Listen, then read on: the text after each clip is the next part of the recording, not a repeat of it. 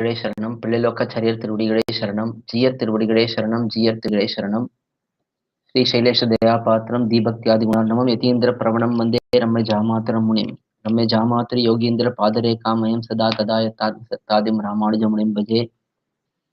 லோகாச்சாரியாய குருவே கிருஷ்ண பாதஸ்ய சோனவே சம்சார போகி சந்தஷ்ட ஜீவ ஜீவாதவே நமः. லோககுரும்பிः சக பூர்வைः குரகுலோத்தமதாசம் உதாரம் ஸ்ரீநகபத்யபிராமவரேஷौ दीपयान गुरुञ्च भजेऽहम्. लोकाचार्य कृते लोकहिते वचनभूषणे तत्त्वार्थदर्शिनो लोके तन्निश्चाश्च सुदुर्लभाः. रचिते श्रीमत् वचनभूषणे तत्त्वज्ञानञ्च तन्निष्ठं देहिनाथ यतीन्द्रमे. Shri वचनभूषण Divya शास्त्रम mercifully given by Lokacharya. Out of his great compassion, he documented the most essential rahasya principles in this beautiful grantham. Manaval Mamnigal has given an elaborate commentary for this particular grantham, with the help of which we are seeing the meanings in English. Currently, we are in the second prakaranam. This grantham is divided into 6 prakaranams or 9 prakaranams. There are 2 different viewpoints. First prakaranam, as per the 6th division, the first prakaranam is Purushakara Vaibhavam. Purushakara Vaibhavam is the section which deals with greatness of Sri Mahalakshmi Pirati. Second section deals with Sadhanasya Gauravam. Sadhana means the way, the process through which one can reach goal. Here the ultimate goal is reaching Bhagavan. That goal can be reached through Bhagavan himself. Bhagavan, out of his mercy, can take us to that goal. So that is Sadhanasya Gauravam. That sadhana is Bhagavan. The greatness of such sadhanam is discussed in the second section. Third section is Tadadhikari Krityam. The person who pursues Bhagavan as upAyam, what is conduct? What is the conduct of that particular person? That is the third principle which is being explained. That is Tadadhikari Krityam. Asya Sadgurupa Sevanam. That is the fourth section. The Acharya, the Guru, who shows us that path, who teaches us all of these information, how to serve that Acharya. That is explained in the fourth section. Fifth section is Haridaya Mahetukim. Bhagavan's grace. Hari is Bhagavan, Sriman Narayana. His grace is unconditional. It is costless. That is explained in the fifth section. And final section is about Guru Upayathanchai. That is Guru being the upAyam. That is, Acharya is the ultimate means to reach the ultimate goal. That particular principle is explained in the 6th section. These 6 principles are explained by Lokacharya, who is known as Jagadacharya, Jagadguru. That is the shlokam which talks 6 different sections in this grantham, which talks about 6 principles. Of these 6 principles, now we are in the second section, which is discussing about the second principle, which is greatness of Bhagavan being the upAyam. In that, we have seen up to 56th sutram. While discussing about Bhagavan being upAyam and his greatness, the person who is considering that Bhagavan as upAyam is known as Prapanna, and he performs surrender. To explain in detail about prapaththi, its nature, who does prapaththi, to whom it is done, how is it done, and so on. The whole set of sutras where Pililokacharya is discussing all of these aspects. In this, while explaining the nature of prapaththi, Pililokacharya clearly explained that prapaththi by nature is accepting bhagavAn as upAyam. So, by definition, it means accepting bhagavAn as the upAyam, praying to bhagavAn to become our upAyam, to be our upAyam and to take us to him. That is the definition of prapaththi. So, by nature, it will not accept itself as the upAyam. So, prapaththi cannot be considered as upAyam is being established here. So, because people think that because of my surrender, Bhagavan is giving me this result.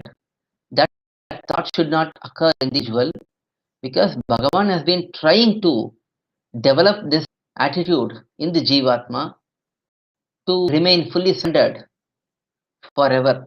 He has been trying this since time immemorial. Jivatma has been in this samsara since time immemorial. There is no beginning. Bhagavan has been present forever. There is no beginning for Bhagavan. Hence, Bhagavan has been trying to accept the Jivatma in his fold forever. It is his efforts which have culminated into the Jivatma performing surrender. So, the Jivatma surrender itself is not this to attain Bhagavan. Rather, it is Bhagavan's constant efforts which has led to this prapaththi in the Jivatma, and then subsequently Bhagavan is giving the fruits, giving the result also. So, by definition, this prapaththi cannot be said as upAyam. It will not be considered as upAyam. And in the 56th Sutram, Pililokacharya explained that Angam thanne olindavattrai poRAdhu. That is Angam. Angam here is Angam for prapaththi. Whatever is defined as Angam, Angam is prerequisites, ancillary aspects, which are to be done before performing surrender or as part of performing surrender. For prapaththi, while Bhagavan instructs prapaththi to Arjuna in the battlefield, he says, Sarvadharman parityajya, give up all the other upayams and mamekam sharanam raja, surrender unto me only. So while giving this prapaththi as the way to reach him, Bhagavan is saying that you have to give up other aspects. All other upayams must be given up. Because he says that, some people started claiming whatever activity which has angam, limbs, or ancillary or prerequisite aspects, that activity will be called as sadhanam, upayam.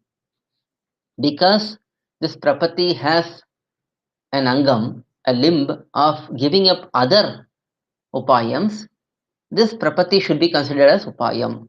That is the argument placed by some people. For that, in the 56th Sutra, Pililokacharya explained that cannot be said, because here the angam or the prerequisite is not to perform a particular action, but to give up all other actions in pursuit of one. Because the way this particular limbs are present for prapaththi, it can be understood that the limbs themselves are saying that limbs themselves are in a manner that we have to give up engagement in other activities. Hence, here that concept of whatever having limbs should be considered as sadhanam or upayam cannot be applicable, because the limbs here are to give up everything else. So the actual limbs are no limbs, no prerequisites. That is the prerequisite. There should be no individual effort. That is the prerequisite. Because it is in nivritti instead of pravritti, that concept of whatever having angam will be considered as upayam cannot be applicable here. So that was explained in 56th Sutram. So prapaththi cannot be considered as upayam even as per this particular rule. Whatever which is having an angam should be considered as upayam. So that a rule cannot be applicable here, cannot be applied here as well. So that was explained in 56th Sutram. Now we have to move on to 57th Sutram. 57, 58, 59, all these Sutrams, three Sutrams are to be understood together collectively, because in all these three Sutrams, Pillai to establish that this prapaththi is not upayam, it is not having the quality of being upayam. To make that principle firm, Pillai is explaining the nature of Siddha upayam, that is bhagavan as the upayam, and sadhya upayam, that is other upayams. Siddha upayam means that which is readily available. A simple example will be if we have to eat, we can either go to a, we don't go, but generally we can either go to a restaurant and get food, ready-made food, or we can cook from the beginning. Or we have to take, let's take a practical example for Sri Vaishnavas. If you want to eat, we can either go to a temple, get some prasadam, which is readily available, or we start from the scratch and prepare the food ourselves. So this is the scenario we have, and we can relate to Siddhopayam and Sadhyopayam with this example. Siddhopayam is like prasadam, which is readily available in the temple, which they give us, and we get that, we just simply eat that.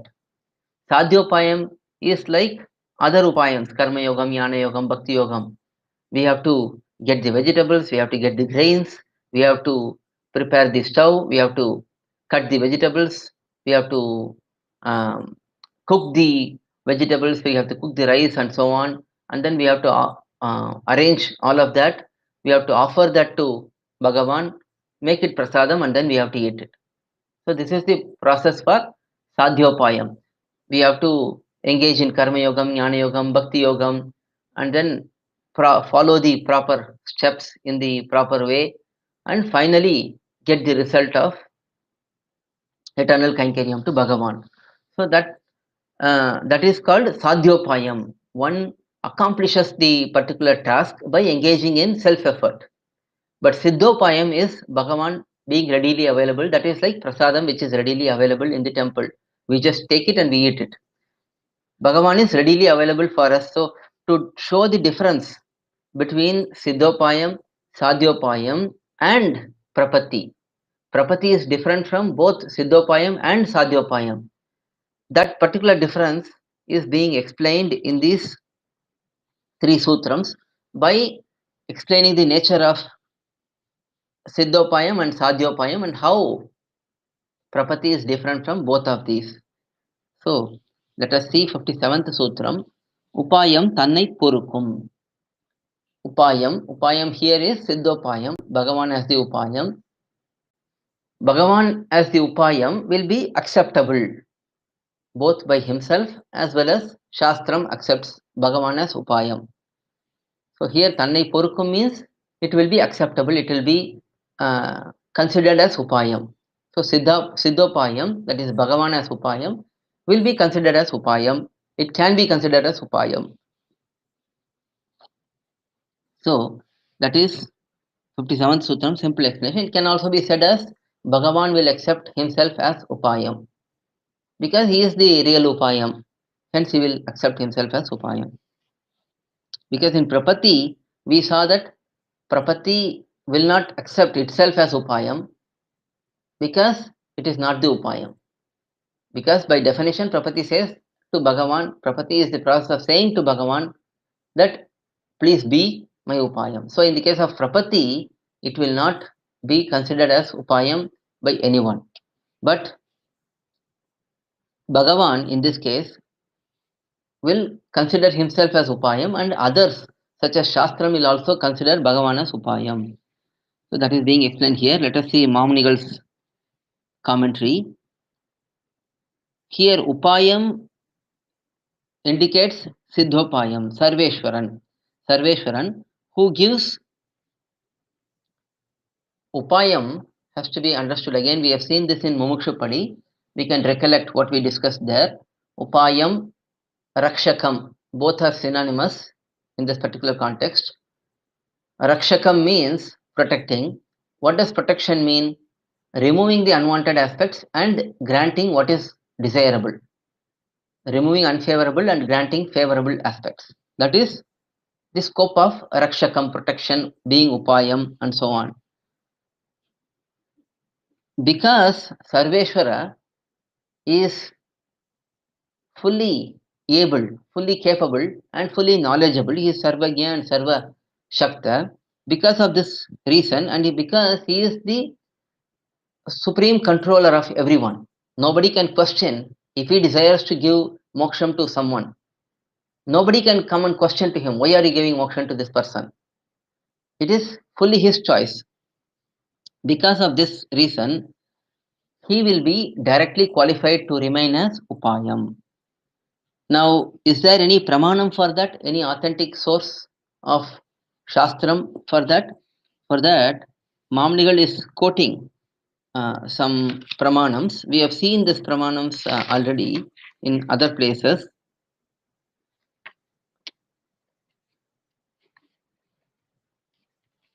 Let us see the pramanam. This is from Sri Rangarajastavam by Parashara Bhattar. Upadatte Sattasthiti. In this slokam, Upaya Upeyatve Tadihatava Tatvam Nanu Gunavataha Tvam Rangeshaya Sharanam Avyajam Abhajam. So in this particular pramanam, Parashara Bhattar is saying that being the upayam, that is being the way, and being upayam, being the goal, these are natural aspects of you. They are not external qualities. They are not qualities which are acquired separately, but they are natural aspects for you. The same thing is explained in Shastram also. Yecha Vedavido Vipra, Yecha Adhyatmavido Janaha, Te Vadanti Mahatmanam Krishnam Dharmam Sanatanam. Krishna is Sanatana Dharmam. Krishna, Bhagavan Krishna, is said to be the Sanatana Dharmam, eternal upayam, eternal dharmam. Dharmam is, in this sense, upayam, the way to reach a particular goal is called dharmam. That is the context here. In this particular slokam, which is from Mahabharatam, we have seen this slokam also previously a few times. This is in Aranya Kandam. It is said that great sages, great brahmanas, knowers of Vedam, they all accept Mahatma Krishna as the eternal dharmam. So based on this particular pramanam, and there are other pramanams, Amritam sadhanam sadhyam sampashyanti manishinaha. And then there is another one, Sharanyam Sharanam cha Tva Mahur Divya Maharshayah. Both these pramanams, we don't know where the source from, but it is from Shastram. There are some pramanams like these which are not exactly traceable, but it is well known that they are from Shastram. In these two pramanams, it is explained that Bhagavan is the sadhanam and he is the sadhyam. Amritam, sadhanam, sadhyam. The eternally existing. Amrita means not perishing. Mrita means perishing. Amrita means not perishing. Eternally available. Upayam, sadhanam, and sadhyam, upayam. That is goal and means. Manishinaha, those who are very knowledgeable, they see Bhagavan in this particular manner. Then Sharanyam, Sharanam cha Tvam Ahur Divyam Aharshayah. The great sages see Devari, that is your highness, as the upayam and upayam. These two pramanams also explain the same thing. From all of these pramanams from Shastram, we can accept, we can understand that Bhagavan is the true upayam. And by saying upayam thannaip poRukkum, it is naturally a negation for other upayams. That is, all other upayams will not be tolerated by Bhagavan. Bhagavan will only accept himself as the upayam, and he will not consider any other aspects such as karma yogam, jnana yogam, bhakti yogam as upayams. Even though they are explained in Shastram as upayam, they are upayam only for those who try to attain Bhagavan through self-effort.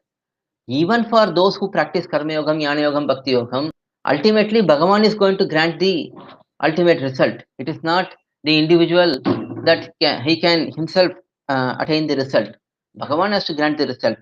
Hence, Bhagavan will only accept himself as the upayam, and he will not accept other upayams as upayam. Even though Shastram recommends them as upayam, Bhagavan tolerate other upayams. He would only want to help himself independently. That is his nature. This is also explained by Pillai himself in Parandapadi. That is also quoted by Manavada Mamnigal. It's a very important point. This is Parandapadi is another Grantham, another Rahasya Grantham which is explaining Tirumantram, Dvayamaha Mantram and Charma Shlokam. In that Grantham, Pillai himself says, this Bhagavan will not accept anything other than him as upayam. This is why even that which are those which are explained as angams for Sharanagati by some pramanams. In some places, for example, Sharanagati is said to have 6 angams. That is Anukulyasya Sankalpam, Sankalpam, Pratikulyasya Varjanam, and then Goptiritva Varanam, Mahavishwasam, Karpanyam, Atmanikshepanam. These 6 aspects are sometimes explained as limbs for Sharanagati. Even though it is said as limbs, but in reality, if we look at the Sharanagati in a deeper way, we can understand that Bhagavan is Nirapeksha Upayam. He does not expect anything else. But there is a question: why are these aspects such as Anukulyasya Sankalpam? These are explained as Angam in some places. For that, it is explained that they are not really Angams, but they are ancillary output of performing Sharanagati. When a person performs Sharanagati, naturally these 6 aspects will develop in the Jivatma. And an example, beautiful example is given. When we, for example, do physical activity, at that time we sweat. Now, do we do physical activity to sweat, or is sweating a natural outcome of physical activity? It is really the second. The sweating is a natural outcome of physical activity. We don't do physical activity to sweat. Rather, we do physical activity to accomplish something else. For example, we work hard in the field, we do cleaning, we do washing, and so on. Naturally, we get sweat at that time. We don't do the activity to sweat. So, similarly, these 6 aspects, Anukulyasya Sankalpam, Pratikulyasya Varjanam, these will occur in the Jivatma who have performed Sharanagati, prapaththi. These things will manifest eventually. So that is how it is explained by Pillai himself in the Padi quotes Mamnigal. Because there is a doubt, even while performing Sharanagati, these other 6 aspects are expected in us. For that, the explanation is, those 6 aspects will not necessarily be present in a person who is performing surrender at that time, but it will eventually develop in that person. That is the way it should be understood. Because even when we perform Sharanagati, we don't have all of those 6 qualities in full. We have basic understanding, such as we should not do anything unfavorable to Bhagavan. We should do what is favorable to Bhagavan. We should be fully dependent on Bhagavan. We should have declared that we have nothing in our hands and we should surrender ourselves fully towards Bhagavan. These aspects will not be present while forming Sharanagati, but eventually those aspects will develop. So that is explained by Pillalokacharya in other places, quotes Mamunigal here. With this, it is explained that upAyam, that is Bhagavan, only accept himself as upAyam. He will not accept anything else or anyone else. Any other support will not be expected by him. That is 57th Sutram. Now 58th Sutram. upAyAntharam iraNdaiyum poRukkum. upAyAntharam. upAyAntharam means other upAyams, such as Karma Yogam, Jnana Yogam, Bhakti Yogam. All of these upAyams, they are explained as upAyam in Shastram, but in reality they are not upAyams. But Shastram is giving these as upAyam because they want to channelize the Jivatma in some way or the other. It is like an opportunity given for the Jivatma to reform himself slowly and steadily and eventually to make the Jivatma reach the stage of total surrender. So Shastram is giving them as upAyam. So those upAyantharams, other upAyams, they will accept both as upAyam. That is, they will accept themselves as upAyam. They will also accept other ancillary aspects for their execution. So we'll see Mamnigal's commentary here. So Sadhyopayam, all the other upayams which are accomplished by Jivatma's self-effort. Now all of these upayams are different from Bhagavan who is Siddhopayam. So all of these upayams, they are available for those who have lack of knowledge in self's paratantriyam, and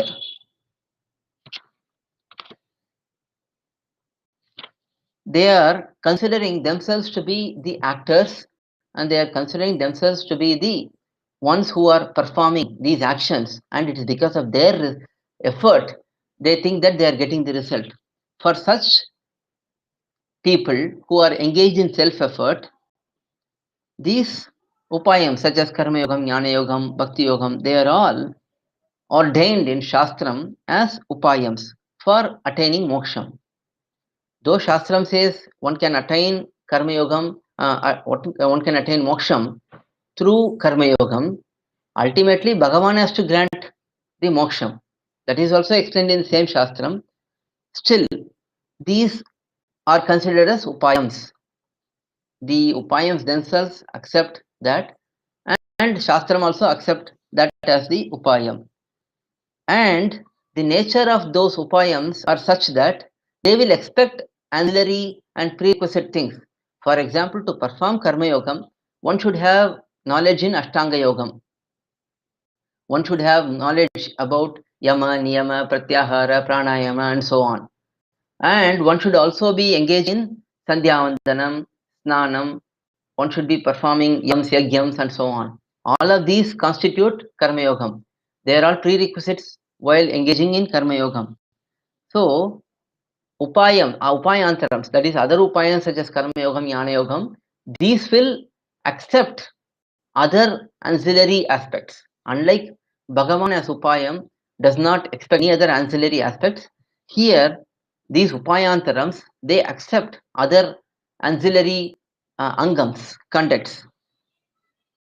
So that is explained here, and some pramanams are shown by Mamnigal. Bhaktya labhyas tvananyaya.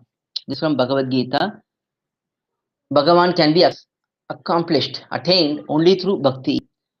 Ubhaya parikarmita swantas aikantika atyantika bhakti yogaika labhyaha.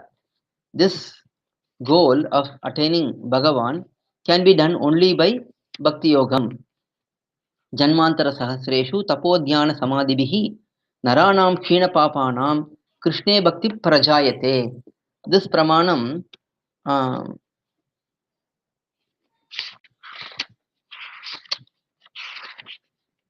this is from Athma Siddhi, another grantham, where it is explained that this is from Lagvadri Smriti.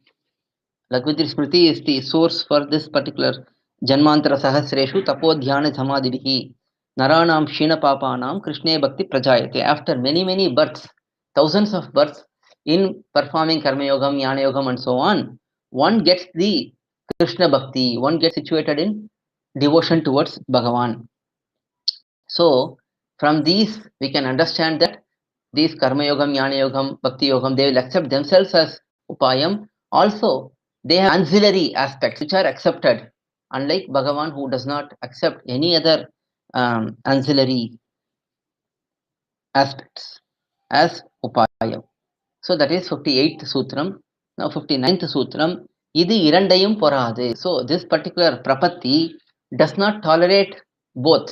That is, it does not tolerate self as upayam, it does not tolerate limbs as applicable. So both aspects are rejected by prapaththi. That is explained in this particular sutram. Let us see Mamnigal's commentary. First he explains prapaththi again, siddhopaya varana rupamai. This prapaththi is in the form of accepting siddhopaya.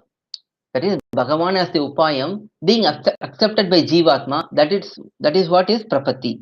And then nivritti sadhya rupamai. This is accomplished by nivritti. That is giving up all other aspects. And adhikari visheshanam. This prapaththi is not a means, but it is only a adhikari visheshanam. It is only a natural quality of the person who is surrendered to Bhagavan. Natural quality of a jivatma who accepts Bhagavan as everything. Swarupa anadirekiyai. This is not Swarupa atireki. That is, this is not beyond the nature of the jivatma, but this is fitting to the nature of jivatma. Such prapaththi is not going to tolerate being named as upayam. Upaya asaham. This will not accept itself as upayam, but it will only say Bhagavan as the upayam. Hence, this prapaththi is different from both Bhagavan as upayam and upAyantharams, which are karma yogam, jnana yogam, bhakti yogam, and so on. By saying that it will not accept itself as upayam, it is different from Bhagavan. And by saying that it is not going to accept any other limbs, it is different from upAyantharams, other upayams. Because other upayams accept other limbs as well, and they accept themselves as upayam also. But Bhagavan will only accept himself as upayam, he will not accept anything else. And this prapaththi is different from both of these and will not accept self as upayam, it will not accept limbs as upayam, it will only accept Bhagavan as upayam. So that is the nature of this prapaththi. Another set of explanations are given by Mamnigal here. He is looking at these 5 sutrams, that is 55, 56, 57, 58, 59, these 5 sutrams in a particular sequence, explaining them in 2 different perspectives. First, he says this can be seen as, in first case, he is accepting the argument of the opponent who is saying prapaththi can be considered as upayam, and then he is rejecting it. He is saying, okay, you say that prapaththi is upayam, I accept your argument and I give opposing views for that. I give evidences for the contrary, that is, prapaththi is not the upayam. That is the first way of explanation. Second way of explanation is right away rejecting the opponent's view, saying that no, your argument cannot be accepted. I will tell you what is prapaththi. So these 2 different viewpoints are presented in these 5 sutrams. Mamnigal is presenting them nicely here.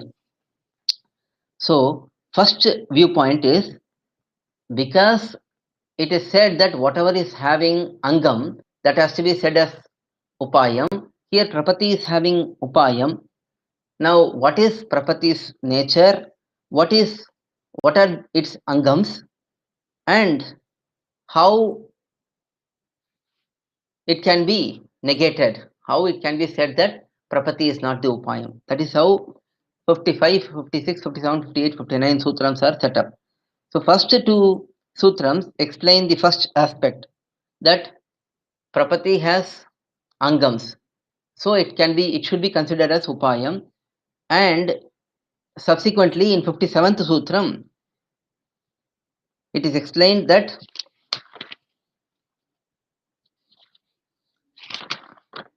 is bhagavAn being upAyam, and what is the nature of bhagavAn being upAyam is explained in 57th Sutram.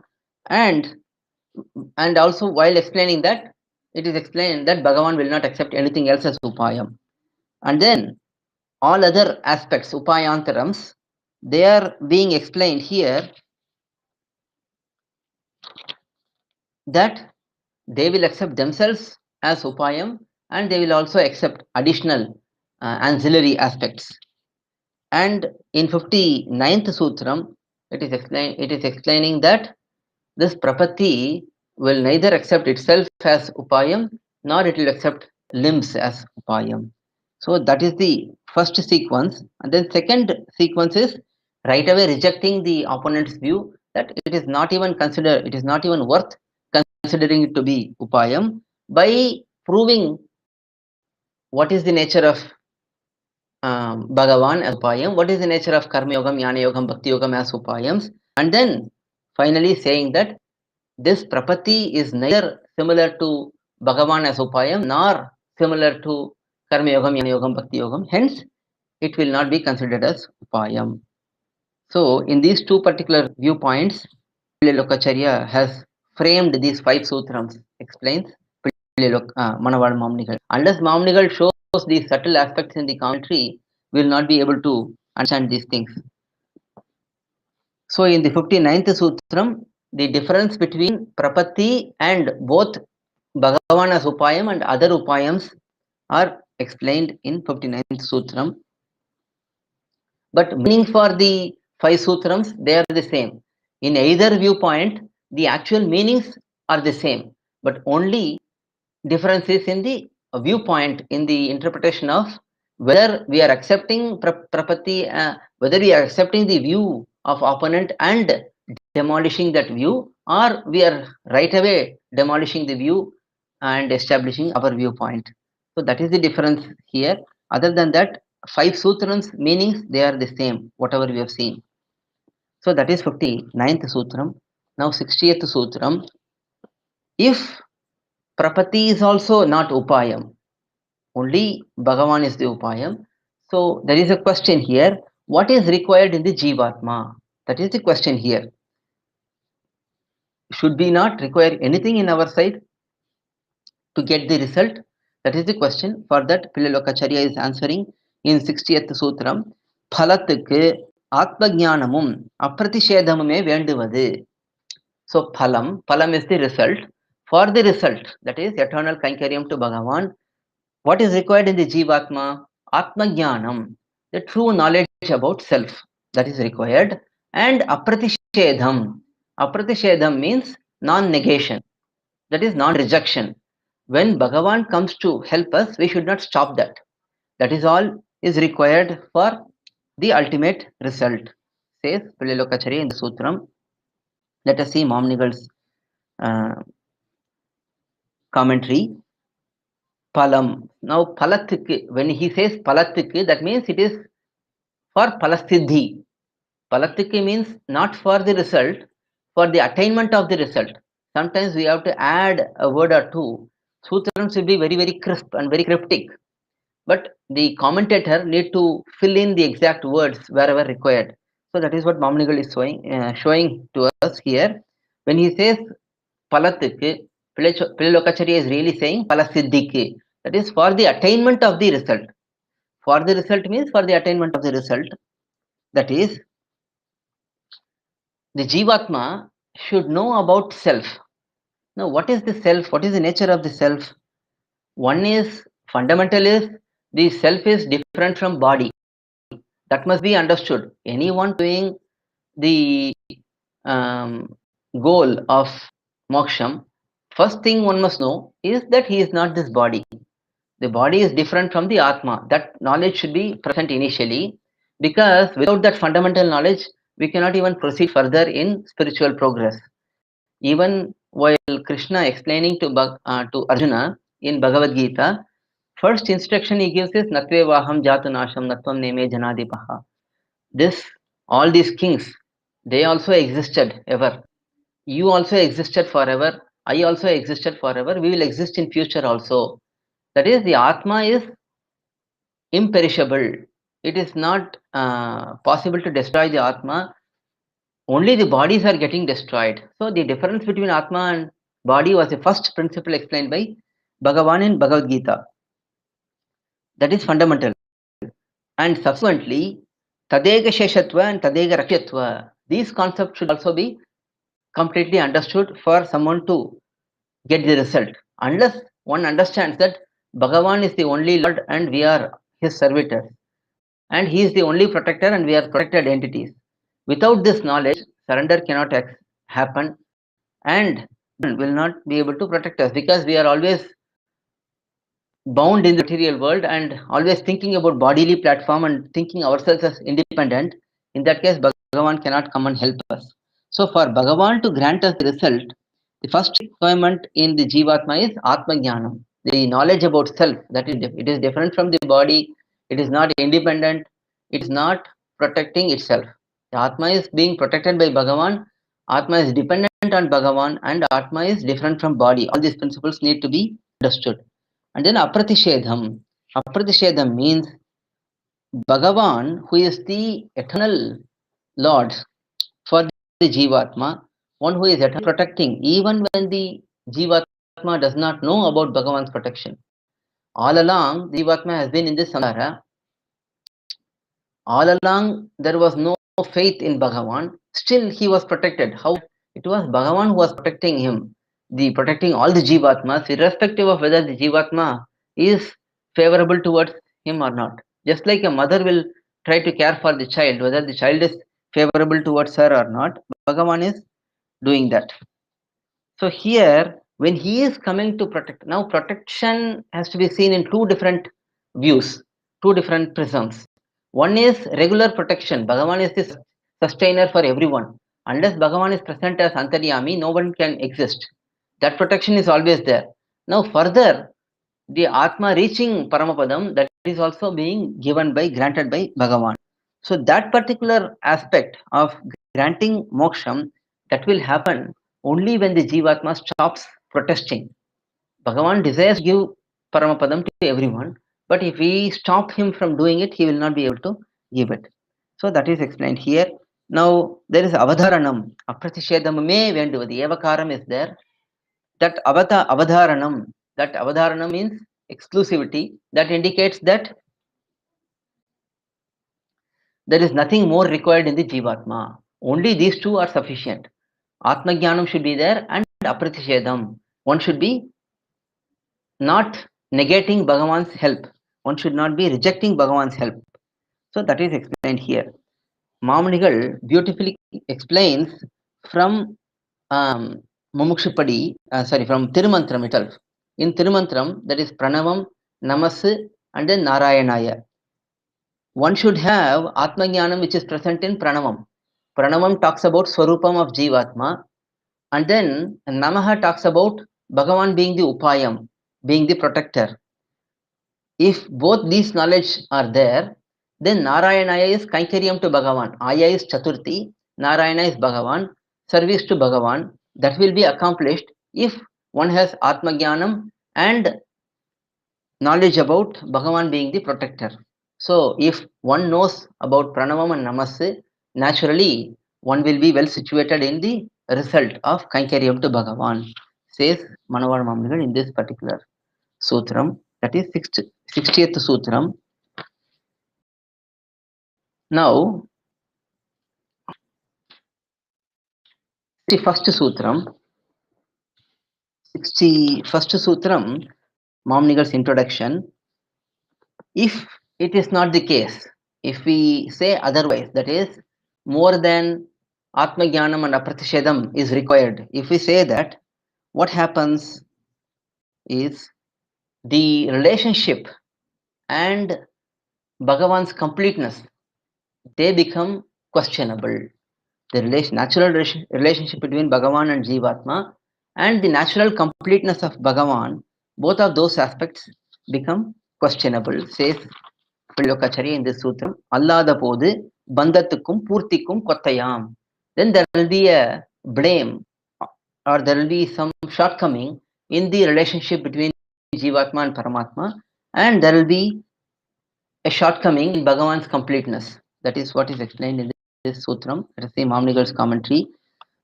allAdhapOdhu. allAdhapOdhu means if we don't consider that it is sufficient to have Atma Jnanam and aprathishEdhamumE, if we think that there is something more required in the Jivatma to gain Bhagavan's grace, in that case, bandhaththukkum, pUrthikkum, koththaiyAm. Bandham means sambandham, that is relationship between Jivatma and Paramatma, that is a parental relationship. Bhagavan is like the mother and father for Jivatma. He is the creator. He is the father for the all the Jivatmas, and he has completeness. He does not expect anything from anyone else. He does not get any new joy from anyone by accepting anything from anyone. So because of these aspects, because of the relationship, Bhagavan being the Lord and Jivatma being the servitor, he is in, whenever he is protecting and is acquiring the Jivatma for himself, he is considering it to be his own benefit. Because of that nature, because of that natural relationship, he is thinking like that. His natural lordship, that is nirupadika sheshatvam, that lordship, natural lordship over all the Atmas, that will become questionable if the Jivatma has to perform something else. If there is a natural relationship, just like there is a father and son, when the father has to protect the son, it is a natural activity. It need not be given in return, it need not be given in a document or so on. It is a natural responsibility. If something more is expected in the father-son relationship, then that relationship will become questionable. Similarly, this Shesham, that is Bhagavan's lordship, is a natural quality. Natural relationship towards the Jivatma will become questionable if more aspects are expected. Similarly, the Paramatma being fully satisfied within himself, he does not expect anything from anyone else. If he expects something more from the Jivatma other than what is the natural quality of the Jivatma being surrendered, then his completeness will become questionable. Mamnigal in particular sutram. Next, 62nd sutram. The 62nd sutram, Mamnigal gives an introduction. But looking at the ocean of nescience, this is full of sorrow. This particular world, Ananta Klesha Bhajanam, Samsaram Goram Ananta Klesha Bhajanam. This world is full of dangers. Should the individual not try on his own to come out of this ocean of sufferings, sorrow? This world is considered as very difficult place to live in. Jivatma, having understood his own true nature, should he not do something like considering his own prapaththi? Let me do surrender and get Bhagavan's blessings to cross over this ocean of nescience. Let me be the reason for this. Let me be having my own effort. If it's like that, what will happen? That is the point being explained in this particular sutram, 62nd sutram, where it is said that ஆபத்தை போக்கிக் கொள்ளுகிறோம் என்று பிரமித்து அத்தை விளைத்துக் கொள்ளாதொழிகே வேண்டுவது. Jivatma, in saying that I will eliminate my own danger, should not in turn cause more danger. That is what is expected from the Jivatma. The Jivatma should not cause further damage to the situation by trying on his own, by considering his own prapaththi as the reason, as the cause for Bhagavan's grace. If he thinks like that, if he thinks that he can accomplish Bhagavan by self-effort, that is causing greater damage. That is the explanation, simple explanation. Let us see Momnigal's commentary. If one thinks, let me surrender to Bhagavan on my own, forget about other upayams, karma yogam, jnana yogam, bhakti yogam. If he thinks this surrender is the means to attain Bhagavan's grace, let me eliminate all my dangers by surrendering to Bhagavan and protecting myself, protecting my surrender, protecting myself by my surrender, that itself will lead to greater damage, that is greater danger, that is Jivatma is paratantra, totally dependent on Bhagavan. If he engages in self-effort, whatever it may be, even even considering Sharanagati as the means, that itself is a self-effort. Even that will lead damage to the true nature of the Jivatma being totally subservient, totally dependent on Bhagavan. That nature will become questionable. If we make our own effort, if we think that because of my surrender he is going to give me the result, then that will cause damage to the Swarupam itself. That is, Jivatma Swarupam itself will become questionable. That is explained here. If it is like trying to eliminate one danger and acquiring a greater danger, or getting into a greatly dangerous situation by that effort. So that is explained here. Now here, opposite, that is danger, it could be some other dangers, or it could be that particular surrender itself being highlighted as a danger. Being in this world itself is dangerous. It could be talking about that danger, or it could be talking about the danger of destroying one's own true nature of being totally subservient, totally dependent. So that is explained in this 62nd Sutram. Let us see the third Sutram also, that is the concluding Sutram in this particular sequence. 63rd Sutram. It is said, Mamnigal's introduction, Rakshapeksham pratikshate. That is in see the Pramanam. This Pramanam is from Lakshmi Tantram. In Lakshmi Tantram, it is said that Bhagavan expects the acknowledgement or the seeking of protection from the Jivatma. Jivatma should seek protection from Bhagavan and Bhagavan will protect. That is explained in the Lakshmi Tantram. Because Bhagavan being Sarveshwaran, he is the one who protects. Still, he expects the Jivatma to pray for that protection.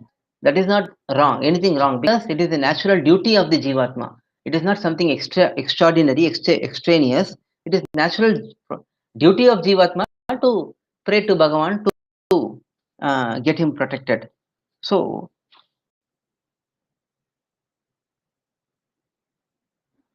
there is a question, is he not expecting at this time? Previously, we said that he is Nirapeksha Upayam, he is not expecting anything else, but he is expecting, as per Shastram, he is expecting the Jivatma to look at him and seek his protection. So this is the question. For that, Pillalokacharya is answering, Rakshika Apekshitam, Rakshyatva Anumatiye. For that protection, this seeking of protection is required. That is, granting permission to Bhagavan to protect the self. For that protection, the Jivatma should seek the help from Bhagavan.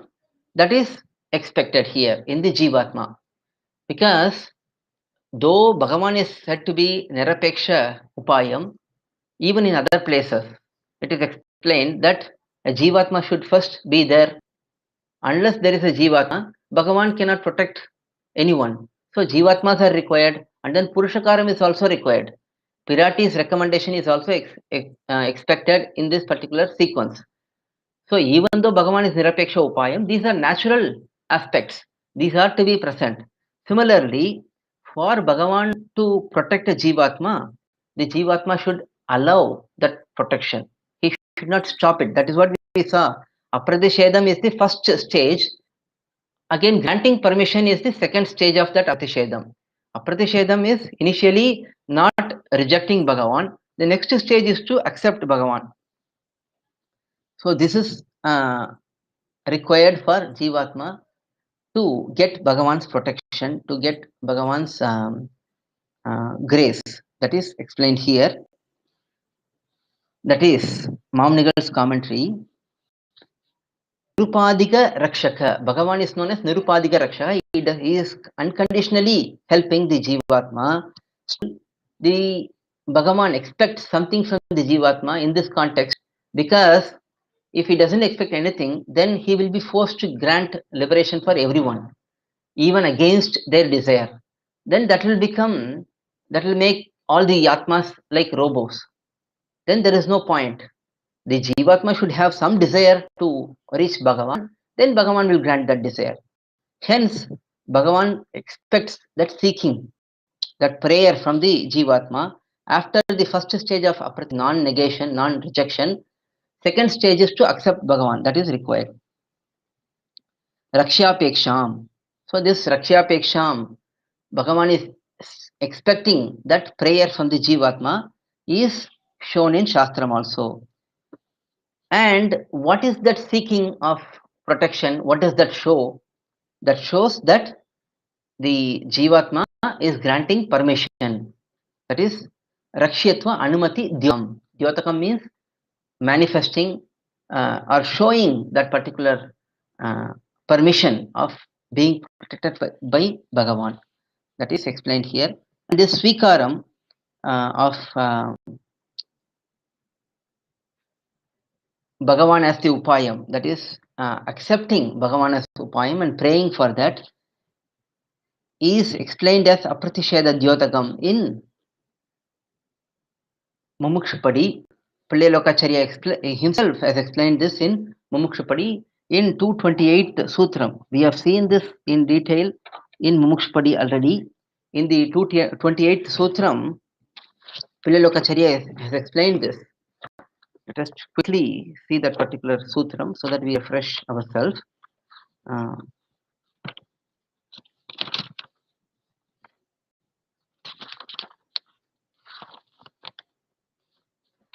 There in the 228th sutram, this